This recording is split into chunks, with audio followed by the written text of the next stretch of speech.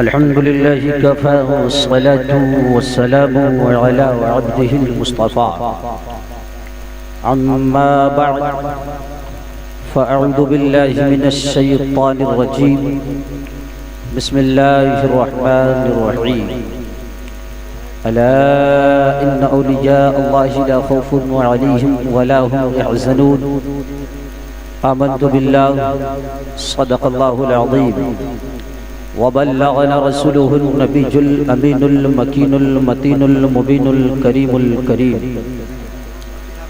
ونحن على الشاكرين والذاكرين والحمد لله رب العالمين. حضرات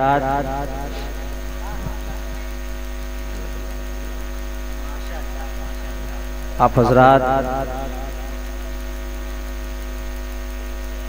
بہت مبارکباد کے قابل ہیں.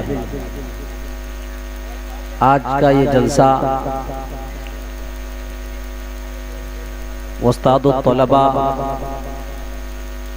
حضرت العلامہ حضرت علامہ مولانا مفتی غلام مرتضیٰ صاحب قبلہ مدرس مدرسہ جامعۃ الرضا متھراپور ان کی سرپرستی میں ہو رہا ہے. اور سرزمین تلیاپور کا ہر جلسہ مجھے یقین ہے کہ حضرت ہی کی سرپرستی میں ہوتا ہے اور ہوتا رہے گا. بہت خوش نصیب ہیں آپ لوگ. ہمارے عزت مآب محترم مولانا الیاس صاحب قبلہ، وہ جناب عزت مآب مشتاق بھائی صاحب، وہ جناب عزت مآب اشتیاق بھائی صاحب، ان کے صاحبزادے حافظ مظہر صاحب، جن لوگوں نے اس محفل پاک کا انعقاد کیا اور باہر سے ان علماء کاملین کو بلا کر ان کے نورانی عرفانی حقانی چہرے کی زیارت فرما کر آپ نے دیگر تمام لوگوں نے اپنے قلوب کو منور و مجلہ فرمایا.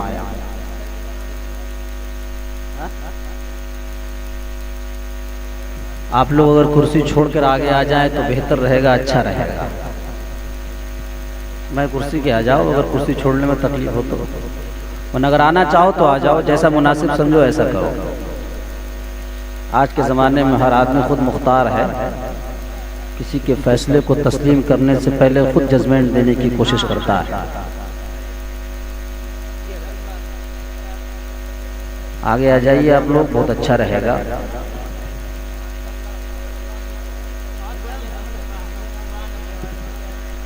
آپریٹر صاحب ذرا اس کی دھمک بڑھا دیں، گونج. Hello hello hello. اب تھوڑا خاموشی اختیار کیجئے اور اپنے مقدر پر فخر محسوس کیجئے کہ آج کی جلسے کی صدارت مفتی غلام مرتضیٰ صاحب قبلہ فرما رہے ہیں. یہ اس مدرسے کے مدرس ہیں، یہ اس مدرسے میں ہم جیسے طلباء کو پڑھاتے ہیں، جس مدرسے کی بلندی کو دیکھنے کے لیے اچھے اچھوں کی پگڑیاں نیچے گر جایا کریں.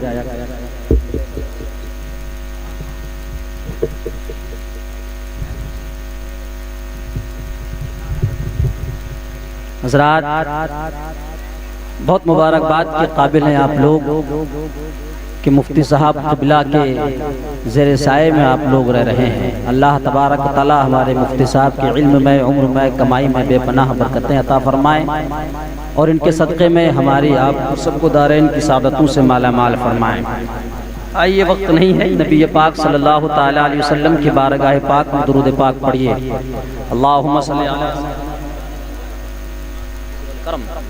بارک وسلم صلو علیہ صلاۃ و سلام علیک سیدی یا رسول اللہ صلی اللہ تعالی علیہ وسلم. اس سے پہلے کہ جدائی مجھے پاگل کر دے، اس سے پہلے کہ جدائی مجھے پاگل کر دے، مسئلہ دوری طیبہ کا خدا حل کر دے. اس سے پہلے کہ جدائی مجھے پاگل کر دے، مسئلہ دوری طیبہ کا خدا حل کر دے. اس طرح رکھتے ہیں وہ دامن میں گنہگاروں کو، اس طرح رکھتے ہیں وہ دامن میں گنہگاروں کو، جس طرح ماں دھوپ میں بیٹوں پہ آنچل کر دے. آپ سن رہے ہیں توحید نیٹ ورک کی اسلامک آواز۔ Tawheed network international Islamic YouTube channel کی زیارت کا شرف مقصد بینائی مکمل کر دے، تیری چوکھٹ پہ رہوں اور صرف تجھی کو دیکھوں، یا رسول اللہ تیری چوکھٹ پہ رہوں صرف تجھی کو دیکھوں، ساری دنیا کو میری آنکھوں سے اوجھل کر دے۔ حضرات محترم، یہ غوث پاک رضی اللہ تبارکہ و تعالی عنہ کی مقدس ذات پاک سے منسلک محفل پاک ہے۔ میرا غوث وہ عظیم ہے، وہ بلند بالا شخصیت کا مالک ہے کہ آج تک کوئی بھی مائی کا لال سرکار غوث اعظم کی پیدائش سے لے کر کے اب تک ایسا پیدا نہیں ہوا جو سرکار غوث اعظم کی مکمل تعریف و توصیف بیان کر سکے، جو سرکار غوث اعظم کا مکمل وقار و مرتبہ بیان کر سکے۔ کسی نے سرکار غوث اعظم کو صرف خانقاہ کا ایک پیر تک محدود سمجھا، کسی نے غوث اعظم کو ایک گدی میں بیٹھنے والا صرف گدی نشین سمجھا، کسی نے سرکار غوث اعظم کو مدرسین کی شکل میں صرف ایک عالم دین سمجھا، کسی نے سرکار غوث اعظم کو صرف خانقاہ کا ایک پیر سمجھا، کسی نے غوث اعظم کو کچھ سمجھا، کسی نے غوث اعظم کو کچھ سمجھا، لیکن بریلی کی سرزمین میں پیدا ہونے والا نقی رضا کا بیٹا جب سرکار غوث کی تاریخ پڑھتا ہے، جب سرکار غوث کی زندگی پڑھتا ہے، جب سرکار غوث کی ہسٹری پڑھتا ہے تو زبان حال سے چیخ کر یہ کہتا ہے کہ واہ کیا مرتبہ اے غوث ہے والا تیرا، اونچے اونچوں کے سروں سے قدم آلا۔ نعرہ تکبیر، نعرہ رسالت، نعرہ غوث، نعرہ غوث، مولانا حامد رضا صاحب قبلہ، نعرہ تکبیر، جشن غوث الورا۔ کسی نے کچھ کہا، کسی نے کچھ کہا، لیکن بریلی کے تاجدار نے کہا کہ واہ کیا مرتبہ اے غوث ہے والا تیرا، اونچے اونچوں کے سروں سے قدم آلا تیرا، سر بھلا کیا کوئی جانے کہ ہے کیسا تیرا، اولیاء ملتے ہیں آنکھیں وہ ہے تلوا تیرا، اور قسم دے دے کے کھلاتا ہے پلاتا ہے تجھے پیارا اللہ تیرا، چاہنے والا تیرا۔ جب میرا رضا بارگاہ غوثیت میں نظرانے عقیدت پیش کر رہا تھا تو مالک بیریات پروردگار عالم کی فضل سے، رسول کی عطا سے، غوث کی فیض سے دنیا سنیت نے بزبان دل یہ کہا کہ ڈالتے قلب میں عظمت مصطفیٰ سیدی اعلی حضرت۔ سبحان اللہ، سبحان اللہ، بے شک بہت بڑھیا، سبحان اللہ۔ رضا کی تعریف، غوث اعظم کی تعریف کرنے والا اعلی حضرت ہو گیا۔ غوث اعظم کی تعریف کرنے والا مصطفیٰ رضا تھا، مفتی اعظم ہو گیا۔ غوث اعظم کی تعریف کرنے والا تحسین رضا تھا، صدر العلماء ہو گیا۔ غوث اعظم کی تعریف کرنے والا حامد رضا تھا، حجت الاسلام ہو گیا۔ غوث اعظم کی تعریف کرنے والا ریحان رضا تھا، ریحان ملت ہو گیا۔ غوث اعظم کی تعریف کرنے والا معین الدین تھا، غریب نواز ہو گیا۔ غوث اعظم کی تعریف کرنے والا بدیع الدین تھا، زندہ شمدار ہو گیا۔ غوث کی تعریف کرنے والا علاء الدین تھا، صابر پیا ہو گیا۔ غوث کی تعریف کرنے والا نظام الدین تھا، محبوب الہی ہو گیا۔ غوث کی تعریف جو جو کرتا رہا اعلیٰ ہوتا رہا، اور جس نے غوث کو چیلنج کرنے کی کوشش کی، جس نے غوث کے وقار کو گھٹانا چاہا، کوئی تھانہ بھون میں فینار جہنم ہوا، کوئی نقمہ میں فینار جہنم ہوا۔ اور بس زبان دہل دنیا اہل سنیت نے یہ کہا کہ خدا کے فضل سے ہم پر ہے سایہ غوث اعظم کا، ہمیں دونوں جہاں میں ہے سارا۔ نعرہ تکبیر، نعرہ رسالت، مسلک اعلی حضرت، ایک محبت، ایک محبت، ایک محبت، ایک محبت، نعرہ تکبیر۔ میرے آقا غوث اعظم رضی اللہ تبارکہ و تعالی عنہ کی شخصیت دیکھیں، میرے آقا غوث پاک کی ذات پاک کو دیکھیں۔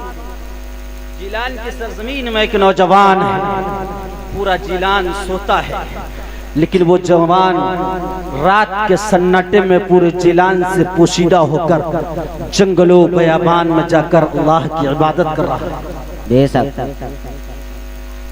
پورا جیلان سو رہا ہے، تنہا ایک نوجوان جیلان میں ہے جو رات کے سناٹے میں رب کی عبادت کر کے اس کی رضا حاصل کر رہا ہے۔ صبح کا سورج جب رات کے سناٹے کو اپنے دامن میں چھپا کر دن کا اجالا پھیلاتا ہے، وہ نوجوان ہاتھ میں ننگی تلوار لیے میدان کارزار میں کفاروں کے خلاف جنگ لڑتا ہے۔ رات کے سناٹے میں پورا جیلان سو رہا ہے، تنہا رب کی رضا حاصل کرنے کے لیے عبادت کر رہا ہے۔ رب کی بارگاہ میں گڑ گرا رہا ہے، سجدے کر رہا ہے، اس کی تسبیح بیان کر رہا ہے، اس کی تعریف کر رہا ہے، کہیں قرآن کی تلاوت کر رہا ہے، کہیں درود کا ذکر کر رہا ہے، کہیں کلمہ طیبہ کا ورد کر رہا ہے۔ زندگی کے لمحات گزر رہے ہیں، رات کے سناٹے میں آرام کرنا چاہیے تو پہاڑوں میں جا کر عبادت کر رہا ہے، دن کے اجالے میں آرام کرنا چاہیے تو شمشیر لے کر کفاروں کے خلاف جنگ لڑ رہا ہے۔ وہ نوجوان تنہے تنہا دریا کے کنارے گھومتا ہوا گزر رہا ہے، بھوک کی شکایت محسوس ہوتی ہے، دل سے آواز آتی ہے کچھ کھایا جائے، کچھ جسم میں ڈالا جائے تاکہ طاقت و توانائی آئے۔ وہ نوجوان دن کے اجالے میں سمندر کنارے چلتا چلا جا رہا ہے، چلتا چلا جا رہا ہے، بھوک کی شکایت بڑھتی چلی جا رہی ہے۔ نوجوان چند قدم چلا ہوگا کہ سمندر میں بہتا سیب نظر آتا ہے، وہ نوجوان اس سیب کو اٹھاتا ہے، سیب کو اٹھا کر نوش فرما لیتا ہے، تناول فرما لیتا ہے۔ اب دل سے ایک آواز آتی ہے، نوجوان تو یہ کھا تو چکا ہے، لیکن کل قیامت کے دن میدان محشر میں مالک بے نیاز تجھ سے پوچھے گا کہ سیب کس کے باغ کا تھا، اس باغ کا مالک کون تھا، تو جواب کیا دے گا؟ نوجوان تھر تھرا جاتا ہے۔ تلیا پور کے زندہ دل سنی مسلمانوں، یہ ہم اور آپ ہے کہ بھائیوں کا مال ہڑپ کر لیتے ہیں، یہ ہم اور آپ ہے کہ پڑوسیوں کی جائیداد دبا لیتے ہیں، یہ ہم اور آپ ہے کہ غریبوں کو دبا لیتے ہیں، یہ ہم اور آپ ہے کہ یتیموں کو دبا لیتے ہیں، یہ ہم اور آپ ہے کہ اپنے محلے کے غریبوں کو دبا پر ان پہ راج کرنا چاہتے ہیں، رب کا خوف نہیں بساتے۔ وہ جیلان کا نوجوان ہے، ایک بہتے سیب کو کھا لینے کے بعد خوف خدا میں تھر تھرا جا رہا ہے، وجود کب کب آ جاتا ہے اور اس باغ کے مالک کی تلاش میں نکل پڑتا ہے۔ مسلسل کئی دن چلنے کے بعد سمندر کے قریب اسے ایک باغ نظر آتا ہے، اس باغ میں داخل ہوتا ہے، باغ میں کام کرنے والے مزدوروں سے پوچھتا ہے، مزدوروں بتاؤ بتاؤ اس باغ کا رکھوالا کون ہے، اس باغ کا مالک کون ہے، اس باغ کو وجود دینے والا کون ہے، اس باغ میں تم لوگ کام کرتے ہو، تمہیں مزدوری دینے والا کون ہے، اس سے ملایا جائے۔ تاریخ بتاتی ہے کہ باغ کے مزدور باغ کے مالک کا پتہ دیتے ہیں۔ وہ نوجوان جب باغ کے مالک کے پاس پہنچتا ہے، باغ کا مالک روحانی چہرے والا، باغ کا مالک نورانی چہرے والا، ایک ہی نظر میں اس نوجوان کو پہچان لیتا ہے۔ نوجوان باغ کے مالک کی بارگاہ میں سلام کا نذرانہ پیش کرنے کے بعد کہتا، میرے آقا آپ کے باغ سے ایک سیب بہتا ہوا سمندر میں جا رہا تھا، میں نے بغیر پوچھے اسے کھا لیا ہے، میرے آقا غلطی معاف فرما دیجئے۔ اس باغ کے مالک نے اس نوجوان کو پہچان کر کہا، بیٹا یہ اتنی چھوٹی غلطی نہیں ہے، اس غلطی کی سزا یہ ہے کہ مسلسل 12 سال تک میرے باغ میں تو خدمت کرے گا، مسلسل 12 سال تک باغ میں مزدوری کرے گا۔ تلیا پور کے زندہ دل مسلمانوں، ایک سیب کھانے کے بعد 12 سال تک مزدوری کر رہا ہے، ایک سیب کھانے کے بعد 12 سال تک نوکری کر رہا ہے، ایک سیب کھانے کے بعد 12 سال تک باغ کی خدمت کر رہا ہے۔ وہ نوجوان اس ارادے کو قبول کر لیتا ہے، مسلسل 12 سال تک باغ کی خدمت کرتا رہا۔ 12 سال کا جب لمبا انترال، لمبا عرصہ گزر گیا، وہ باغ کے مالک کے پاس پہنچا اور کہنے لگا، میرے آقا وہ مزدوری کی مدت پوری ہو چکی ہے، 12 سال پورے ہو چکے ہیں، میری غلطی معاف فرما دے۔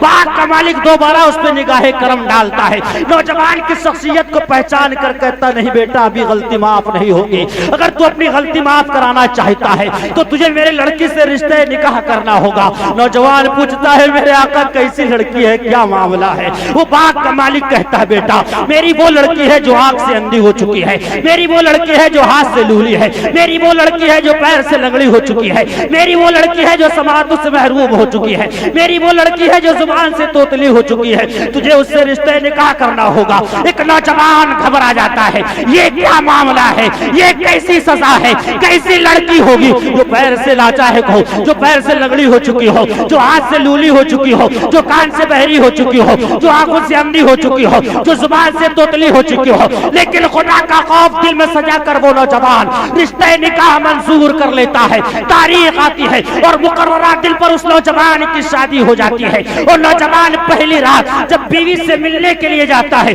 کمرے سے واپس آتا ہے، باغ کے مالک کے پاس پہنچتا ہے اور پہنچ کر کہتا ہے، میرے آقا غلطی ہو گئی، وہاں وہ لڑکی موجود نہیں ہے جس سے آپ نے میرا رشتے نکاح کیا ہے۔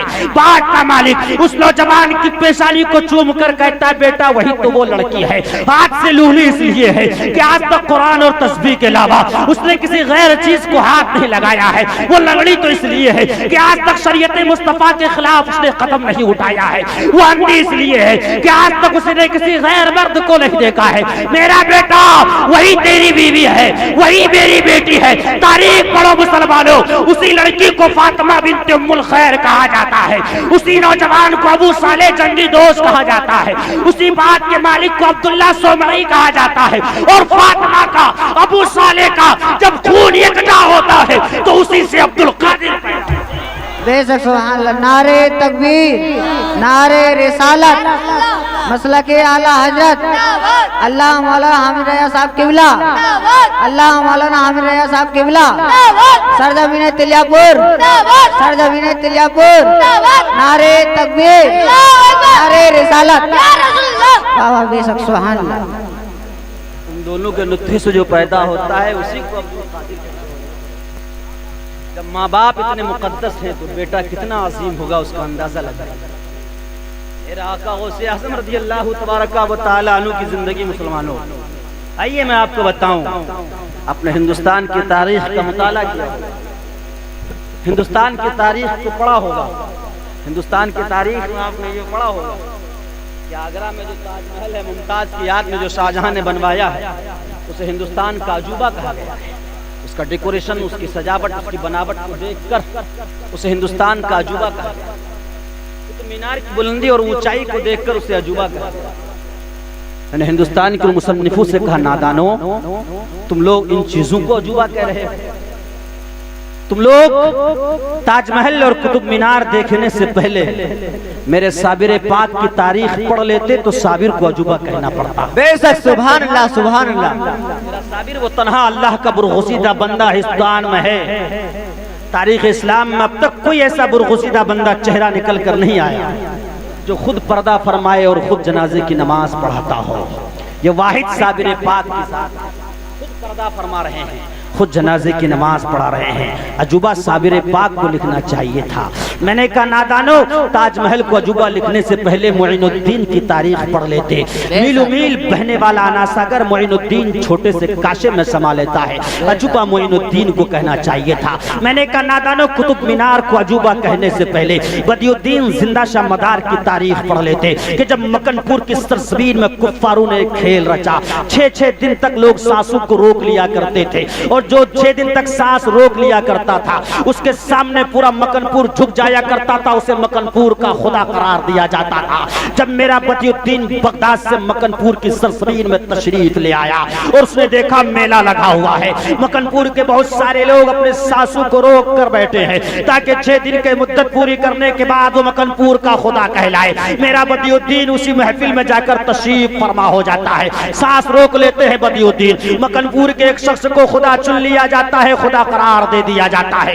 پورا مکن پور اس کے قدموں میں سجدہ کرتا نظر آ رہا ہے، کوئی اسے اللہ کہہ رہا ہے، کوئی اسے رب کہہ رہا ہے، کوئی اسے بھگوان کہہ رہا ہے، کوئی اسے ایشور کہہ رہا ہے۔ وہ تمام لوگوں کو آشیرواد دیتا ہوا اپنے مکان تک پہنچتا ہے، لیکن میرا بدی الدین زندہ شمدار ہے جو سانس روکے پڑا ہے، اور مسلسل 8 دن تک نہیں بلکہ 3 مہینے تک سانس روکے رہتا ہے۔ 3 مہینے کے بعد مکن پور کا نیا بننے والا خدا اپنے وزیر کو بھیجتا ہے، جا کر معلوم کرو وہ بزرگ جو آیا تھا کیا وہ ابھی تک سانس روکے ہوئے ہے یا وہاں سے چلا گیا۔ مکن پور کے بادشاہ کا بزرگ مکن پور کے بادشاہ کا وزیر جب جا کر دیکھتا ہے کہ وہ بزرگ جو 3 مہینہ پہلے سانس روکے بیٹھا تھا اب بھی اسی عالم میں بیٹھا ہے، پھر 3 مہینے کی مدت پوری ہو جاتی ہے، 6 مہینے کے بعد پھر میلہ لگتا ہے، پھر لوگ سانس روک کر بیٹھتے ہیں، کوئی 8 دن تک روکتا ہے، کوئی 3 دن تک روکتا ہے۔ ان لوگوں میں سے پھر ایک کو خدا چن لیا جاتا ہے، وہ کھڑا ہوتا ہے اور کھڑے ہو کر کہتا ہے مکن پور کے نادانو، میں 8 دن تک سانس روک رہا ہوں، تم مجھے خدا کہہ رہے ہو، لیکن مجھے یہ خدا معلوم ہو رہا ہے جو 6 مہینے تک سانس روکے بیٹھا ہے، اب پورا مکن پور بدی الدین کے قدموں میں آ گرتا ہے۔ آپ ہمارے خدا ہیں، آپ ہمارے بھگوان ہیں، آپ ہمارے ایشور ہیں، آپ ہمارے رزاق ہیں، آپ ہمارے پالنہار ہیں۔ اب مکن پور کا وہ تاجدار، اب مکن پور کا وہ قطب، اور پورے دنیائے عالم اسلام میں ولایت کا ڈنڈا پیٹنے والا وہ بدی الدین جلال کی عالم میں کھڑا ہوتا ہے اور کھڑے ہو کر کہتا نادانو، نہ میں خدا ہوں نہ تم خدا ہو، بلکہ خدا وہ ہے جس نے لفظ کل سے اس کائنات کو پیدا کیا۔ بے شک سبحان اللہ، نعرہ تکبیر، نعرہ رسالت، مسلک اعلیٰ حضرت नारे तकबीर। हजरत बदियुद्दीन जिंदा शामदार मकनपुर की सरजमीन में तबलीग इस्लाम फैलाकर मकनपुर के कुफ्फारों में इस्लाम का कुतुब मीनार चमका रहे हैं। मैंने कहा नादानो, तुम्हें बदियुद्दीन को अजूबा लिख देना चाहिए था, निजामुद्दीन को अजूबा लिखना चाहिए था, जहां पूरी दुनिया बादशाहों के दरबार के चौखट चूमने को तड़पा करती हो, जहां पूरी दुनिया बादशाह की दहलीज देखने को तड़पा करती हो, वहां वक्त का बादशाह निजामुद्दीन के चौखट पे सर रगड़ने को तैयार है। लेकिन वक्त का वो पाए का बुजुर्ग, लेकिन वक्त का वो मुहद्दिस, लेकिन वक्त का वो कुतुब दहली की टूटी चटाई पर बैठकर बादशाह को धुतकारता नजर आता है। मैंने कहा नादानो, अजूबा निजामुद्दीन को लिखना चाहिए था, अजूबा बदियुद्दीन को लिखना चाहिए था, अजूबा अलाउद्दीन को लिखना चाहिए था, अजूबा मुइनुद्दीन को लिखना चाहिए था। मैंने कहा या साबिर, क्या मकाम व मर्तबा है आपका। मैंने कहा ये मुइनुद्दीन की अज़मत व वक़ार है आपके पास। मैंने कहा बदियुद्दीन क्या शान है आपकी। मैंने कहा निजामुद्दीन क्या मर्तबा है आपका। तो तिलियापुर के जिंदा दिल मुसलमानों, इन तमाम मुक़द्दस बुजुर्गाने दीन ने एक ज़ुबान होकर ये कहा था कि हामिद रज़ा, हमारी अज़मत, हमारा वक़ार, हमारा मर्तबा सिर्फ इसलिए है कि हम सब गौसे आज़म की गुलामी का पट्टा बेशक। नारे तकबीर, नारे रिसालत, मसलक आला हज़रत, मसलक आला हज़रत, बस्ती बस्ती करिया करिया, बस्ती बस्ती करिया करिया। नारे तकबीर, नारे रिसालत। गौसे आजम का गुलाम खुद पर्दा फरमाए, खुद जनाजे की नमाज पढ़ाए। गौसे आजम का गुलाम मीलों मील में बहने वाला आना सागर को कासे में ले ले। गौसे आजम का गुलाम कुफ्फारों के दिलों में इस्लाम का कुतुब मीनार चमका दे। गौसे आजम का गुलाम बादशाहों को धुतकारता नजर आए। जब ये गुलामों का आलम है तो खुदा का गौसे आजम का मकाम क्या है। बेशक, सुभान अल्लाह। लगा सकता है गौसे आजम की अज़मत व वक़ार का, गौसे आजम के मकाम व मर्तबे का। मेरा आका गौस अपनी गुलामी में कबूल फरमा ले तो बड़ा पार। बेशक। सरकार गौसे पाक रज़ी अल्लाह तबारका व तआला अन्हु की बारगाह में एक धोबी रहा करता था, जो सरकार गौस के कपड़ों को धोया करता था। मुझे यकीन है कि वो जब सरकार गौस के कपड़ों को धोया करता था तो रहमत के फरिश्ते उसके गुनाह धो दिया। अच्छे अच्छे कुतुबों पे भारी होगा वो जो सरकार गौस का धोबी होगा। सरकार गौस के धोबी का इंतकाल होगा। क्या कह रहे? सरकार गौस के धोबी का इंतकाल हुआ, नहलाया गया, कफनाया गया और सजा कर कब्रिस्तान तक पहुंचाया गया। कब्र में उतारा गया, तख्ते लगाए गए, मिट्टी डाली गई, लोग वापस आ गए। फरिश्ता आया, फरिश्ते ने आकर सवाल किया, मन रब्बो का। बोले मैं कुछ नहीं जानता। गौस का मादीनों का। बोले कुछ नहीं जानता, गौस का धोबी हूँ। तीसरा सवाल किया गया, उसने यही कहा मैं गौस का धोबी हूँ। फरिश्ते रब की बारगाह में पहुंचे, परवरदिगार कहता कुछ नहीं, सिर्फ यही कहता है गौस का धोबी हूँ। मालिक बेनियाज ने फरमाया उसे जन्नती लिबास पहनाकर जन्नत की खुशखबरी दे दे। फरिश्तों ने कहा परवरदिगार ऐसा क्यों? तो रब ने फरमाया वो मेरे महबूब का धोबी है, मेरी रहमत ये गवारा नहीं करती कि उसे जहन्नम में डाले। अंदाजा लगाइए, गौसे आजम के धोबी का ही आया। अल्लाह तबारक व तआला की रहमत बहाना ढूंढा करती है, बहाना तलाश किया करती है। कल क़यामत के दिन मैदान महशर में एक शख्स का फैसला होगा। अल्लाह फरमाएगा इसे जहन्नम की तरफ ले जाओ। जहन्नम के फरिश्ते उसे जहन्नम की तरफ लेकर चलेंगे। जब लेकर चलेंगे तो फरिश्तों से कहेगा, ये फरिश्तों जहन्नम में तो जाना ही है, जरा जन्नत का दरवाजा दिखा दे, कितना खूबसूरत है। फरिश्ते रब से पूछेंगे, परवरदिगार ये जन्नत का दरवाजा देखना चाहता है। मालिक बेनियाज फरमाएगा इसे दिखा दे जन्नत का दरवाजा। जब उसे जन्नत का दरवाजा दिखाया जाएगा तो वो कहेगा वाह क्या मेरे रब की कुदरत है। रब की तारीफ और तौसीफ बयान करेगा, फरिश्तों से कहेगा फरिश्तों दरवाजा दिखा ही दिया है, जरा अंदर से जन्नत दिखा दो कैसी है। फरिश्ते रब से पूछेंगे, परवरदिगार ये दरवाजा देखने के बाद अंदर की जन्नत देखना चाहता है। मालिक फरमाएगा इसे दिखा दो अंदर की जन्नत कैसी है। اب وہ اندر کی جنت دیکھنے کے لیے آئے گا، دروازے سے داخل ہوگا، وہ دیکھے گا یہ حضرت آدم کا محل ہے، یہ حضرت نوح کا، یہ حضرت زکریہ کا، حضرت سلیمان کا، حضرت لوط کا، حضرت ہود کا، حضرت اسحاق کا، حضرت موسیٰ کا، ابراہیم کا، اسماعیل کا، محمد مصطفیٰ صلی اللہ تعالی علیہ وسلم کا، ابوبکر کا، صدیق کا، عمر کا، فاروق کا، عثمان کا، علی کا، طلحہ کا، زبیر کا، خالد کا، بلال کا، عباس کا، ان تمام صحابہ کی جنت کو دیکھے گا، غوث کا، ابدال کا، کتب کے تمام جنتوں کو، علماء، حفاظ، قراء، خطبہ، مجددین، محققین، مفسرین، مقررین، مدرسین، مومنین، ان تماموں کی جنت کو دیکھے گا۔ فرشتے کہیں گے چل، وہ کہے گا بھی گھوم لینے دے، چلنا تو ہے۔ وہ چلتے چلتے ایک ایسے محل میں پہنچے گا جس میں کسی کا نام نہیں لکھا ہوگا، وہ اس محل میں داخل ہو جائے گا، اندر سے چٹکنی لگا لے گا۔ فرشتے کہیں گے نکل، نکلتا کیوں نہیں؟ تو وہ کہے گا جا، رب سے کہہ دے قرآن میں لکھا ہے کہ جو جنت میں آ جاتا ہے وہ جنت سے نکالا نہیں جاتا۔ اب فرشتے رب کی بارگاہ میں پہنچیں گے، اے مالک بے نیاز، بندہ تیرا بہت چالاک نکلا، وہ جنت میں آنے کے بعد کہہ رہا ہے کہ نہیں نکلوں گا، قرآن میں ہے۔ مولا فرمائے گا میرے فرشتوں جاؤ، جا کر کے میرے بندے کو خوشخبری سنا دو، وہ جنت اسی کے لیے ہے، جنت کا وہ محل اسی کے لیے ہے۔ اب باہر نکل کر آئے گا اور کہے گا پروردگار جب یہ محل میرے لیے ہے، جب یہ جنت میرے لیے ہے تو مجھے اتنا گھمایا کیوں؟ رب فرمائے گا نادان تو جانتا نہیں ہے، مجھے بتانا ہے کہ دنیا میں انسان جیسا کر کے آئے گا ایسا اسے پھل دیا جائے گا۔ تو سائل کو بھیگ دیا تو کرتا تھا، لیکن سائل سوال کر کے تیرے دروازے سے آگے نکل جاتا تھا تو اسے انتظار کرایا کرتا تھا۔ نماز کا وقت نکلا جاتا تھا تب تو جا کر نماز پڑھتا تھا۔ مسلمانوں پتہ یہ چلا کہ اللہ کی رحمت بہانہ ڈھونڈا کرتی ہے، بہانہ تلاش کیا کرتی ہے، اور سرکار غوث اعظم رضی اللہ تبارک و تعالی عنہ کے مقدس اس محفل پاک میں آنے والے تلیا پور کے زندہ دل مسلمانوں، اگر تمہیں غوث اعظم کی فیضان سے مالا مال ہونا ہے،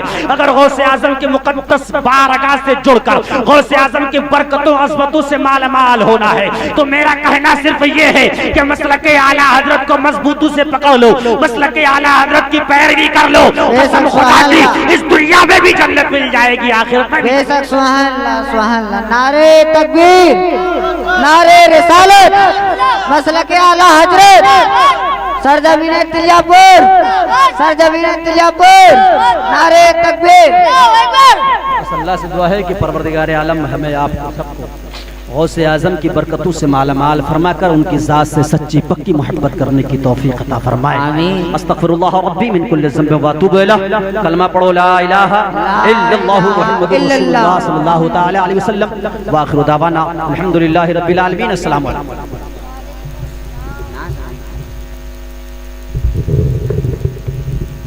ماشاءاللہ۔